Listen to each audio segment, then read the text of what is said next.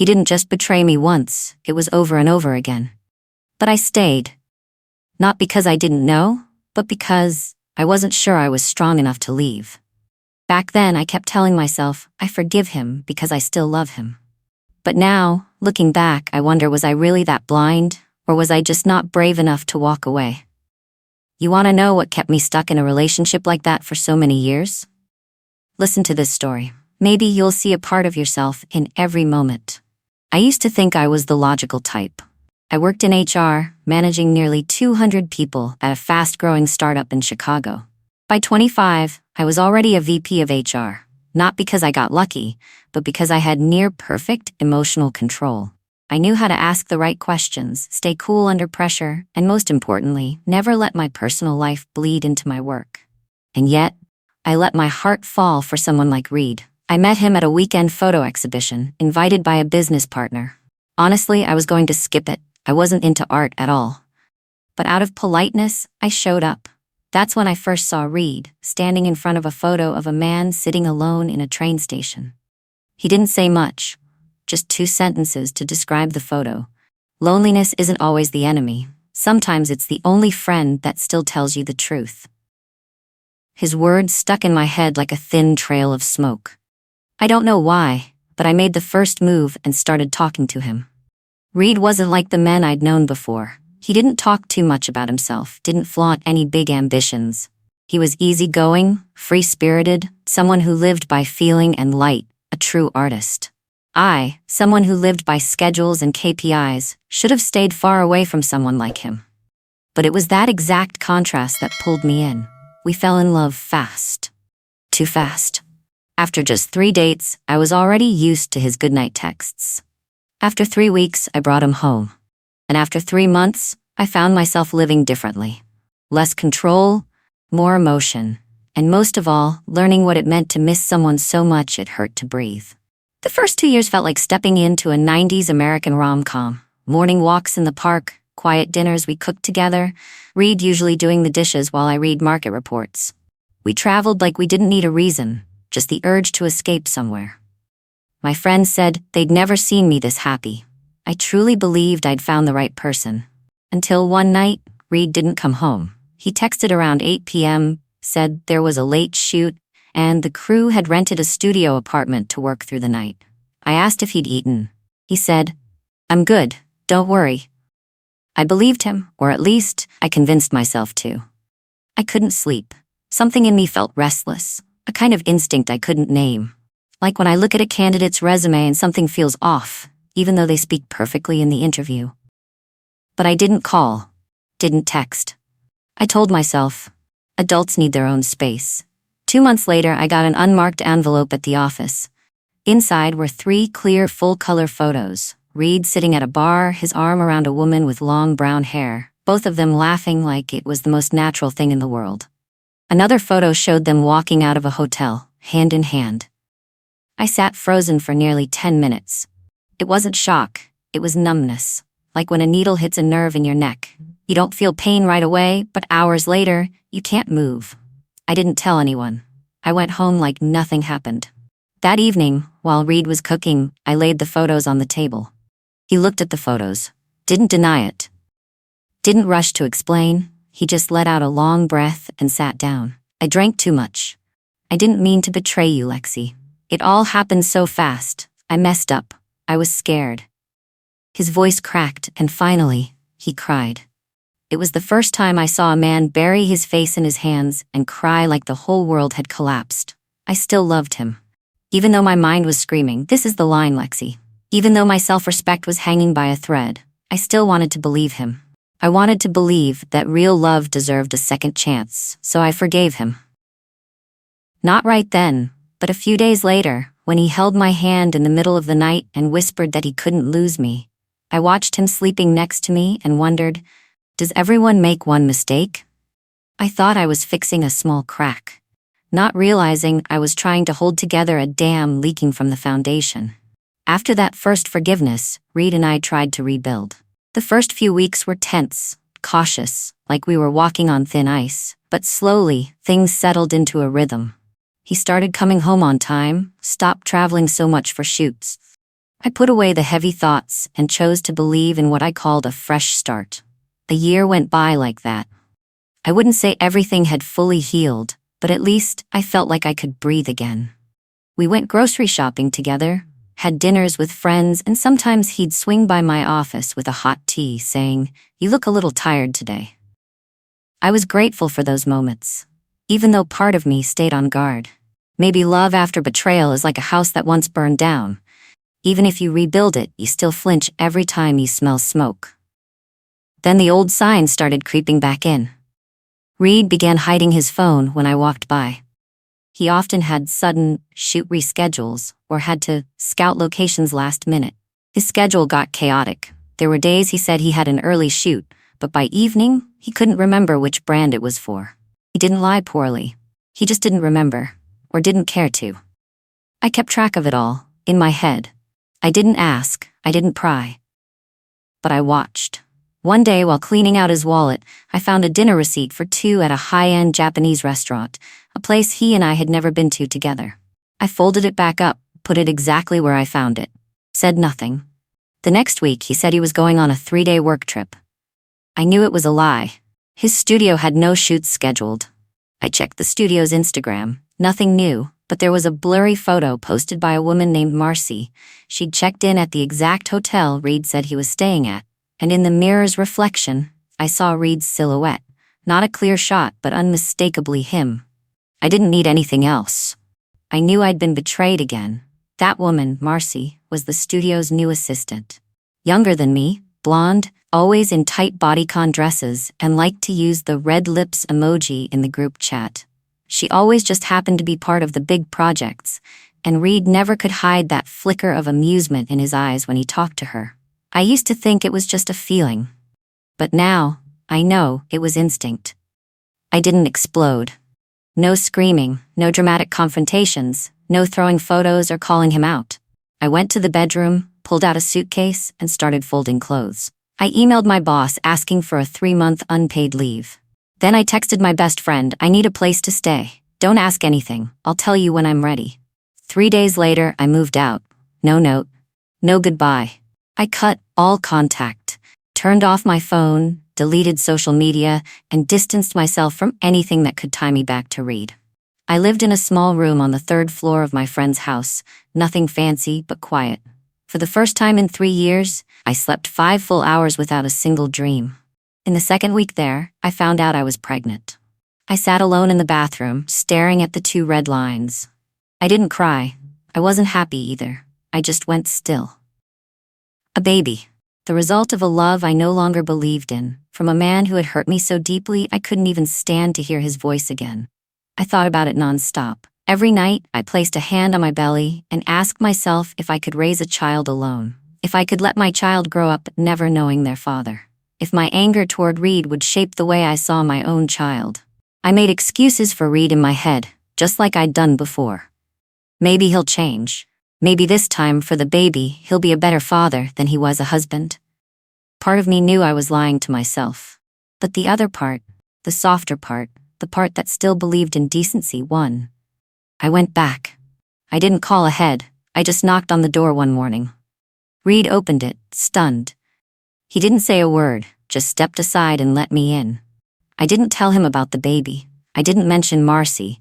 I didn't ask what he'd thought about during the 3 months I disappeared. I just said, "I want to start over." And he nodded, like someone who'd just been handed back something they thought was gone forever. I didn't go back for him. I went back for who I hoped he might become. Coming back didn't mean I trusted him. But when Lena was born, something in Reed truly shifted. For the first time, I saw him turn down a major photo gig just to stay home and learn how to change diapers. He got up in the middle of the night, walking her around the house so I could get some sleep. He learned how to make bottles, how to soothe her when she cried, even asked me what parenting books he should be reading. I didn't say it out loud, but something inside me began to soften. Maybe it was hope. Maybe it was gratitude. The first 6 months after Lena was born passed in such a peaceful rhythm, I actually started to wonder, was this the reward for everything I'd endured? Reed stopped coming home late. He turned down a few out-of-state shoots, saying, It's not worth missing Lena's first moments.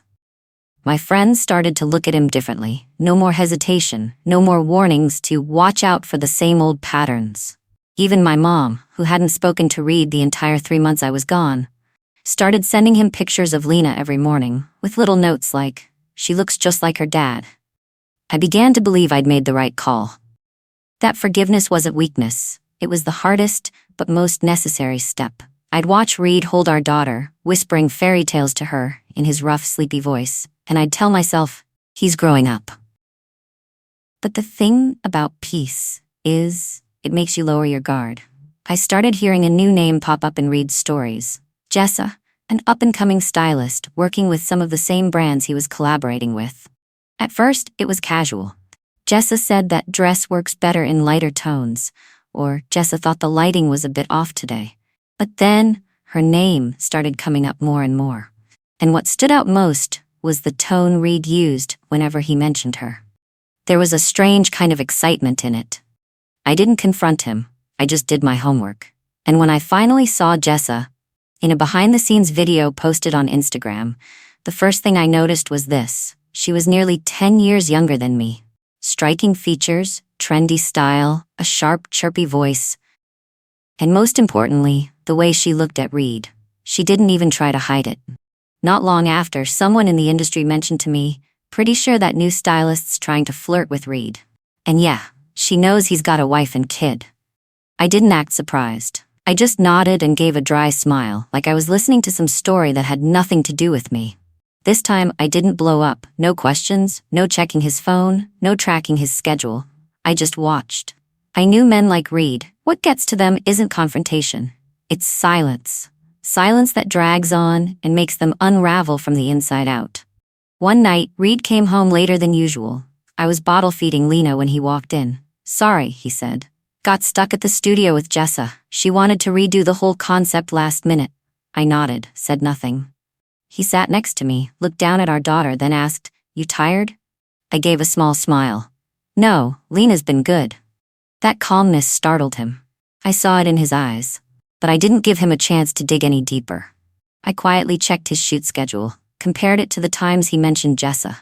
The overlaps were no longer just coincidences. But still, I didn't react.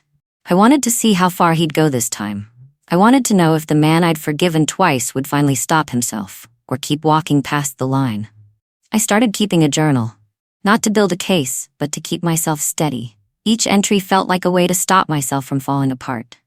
I didn't cry. I didn't get angry. I just felt a slow, quiet separation forming between me and the man who used to be everything. One night, Reed came into the bedroom. Lena was fast asleep on my chest. He looked at me for a long moment, then said, "You've been really quiet lately." I simply replied, "I'm just tired." He nodded.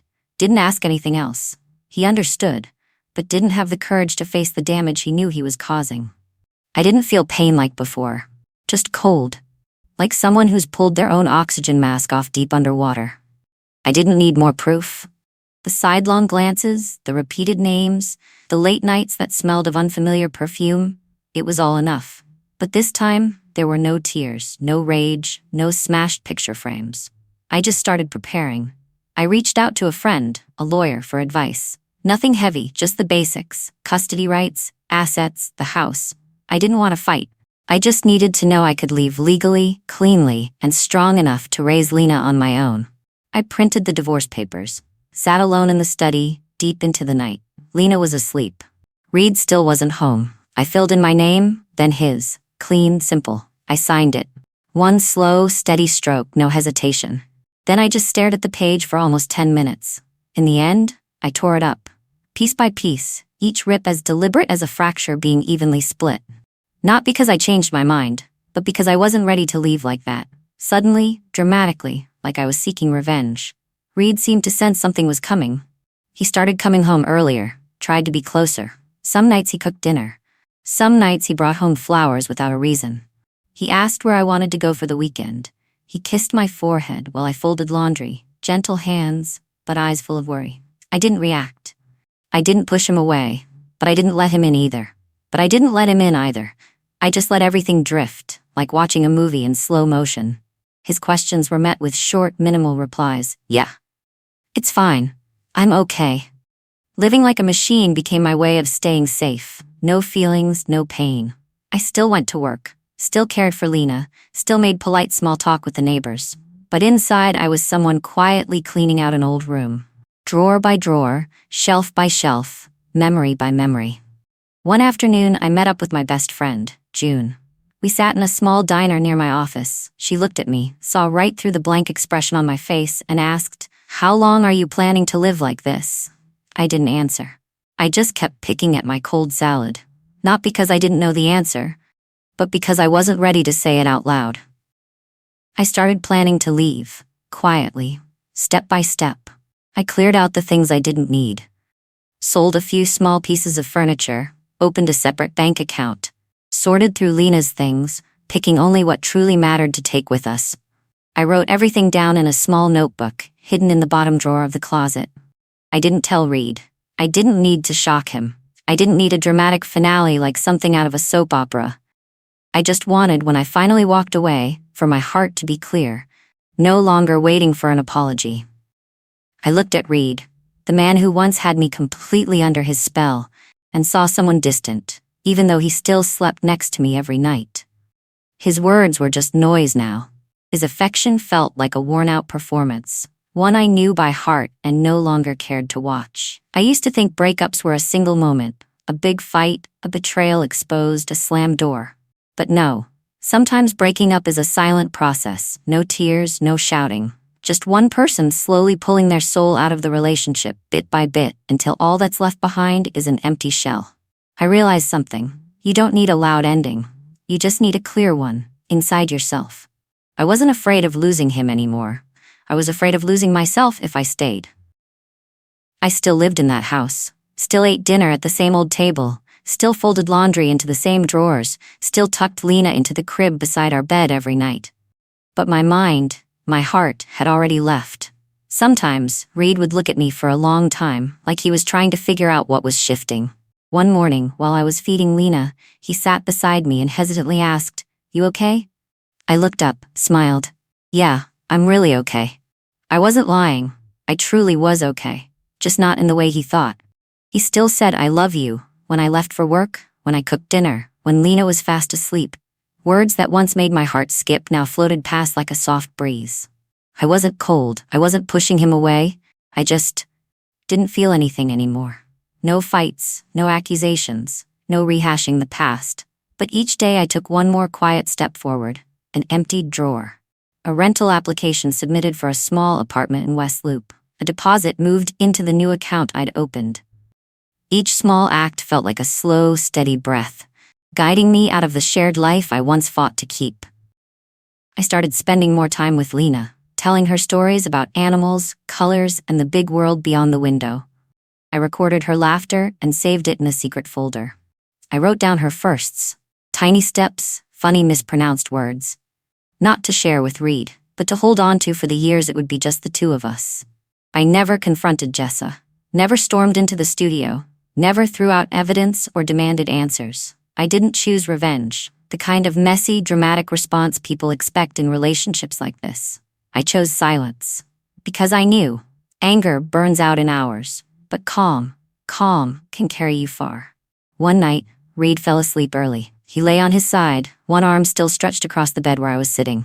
The soft light spilled across his face. The face of a man I once adored, who used to shape every decision I made, who once gave me a reason to forgive. I watched him for a long time, and suddenly, I didn't recognize him anymore. Not because he had changed, but because I had finally seen clearly. He felt like a stranger who once belonged to the most beautiful part of my past, but no longer had a place in my future. I don't know exactly when I'll leave. Maybe next week, maybe next month, maybe when Lena can clearly say the word mama. But one thing I do know, this time, I don't need anyone to tell me whether I should stay or go. I'll know when it's time. I've forgiven more than once. Not because I was foolish, but because I wasn't ready yet to live a new life. What do you think of me? Too weak? Too good at enduring? Or just not brave enough to walk away from a love that's already rotting? If you were in my place, a husband who's betrayed you over and over again, yet still whispers sweet "I love you," what would you do? Walk away for good? Forgive one more time? Or is there a wiser, stronger way to handle it all? Share what you would do. Because sometimes one word from you is exactly what someone out there, hanging on by a thread, needs to hear. And don't forget to support the channel. We tell real stories for real emotions like this.